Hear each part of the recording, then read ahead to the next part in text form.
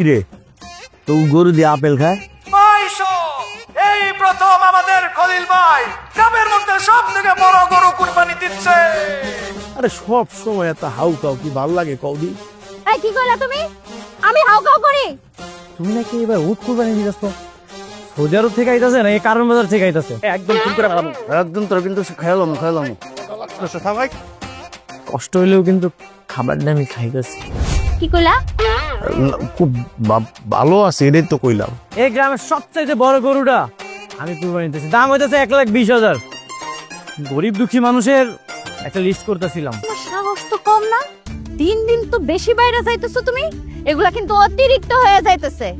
তুমি নাকি আগামীবার ওই মেম্বারিতে খাড়াইতে চাও? মনে রেখে খলিল মিয়া, আমি এলাকার মেম্বার। এই বাচ্চা চল। এই শাক পাতা দিয়ে আমি কি করব? আমার গরু লাগবে। তোমার ভাই যে গরু কিনছে আমি ওর চেয়ে বড় গরু চাই। যদি তুমি 2-1 দিনের মধ্যে গরু না নিয়ে আসো তাইলে আমি তোমার সংসার করবো না, কথাটা মাথায় রাখো। আল্লাহ যারে যেমন সামর্থ্য দেয় এটাতে কিন্তু সন্তুষ্ট থাকা উচিত।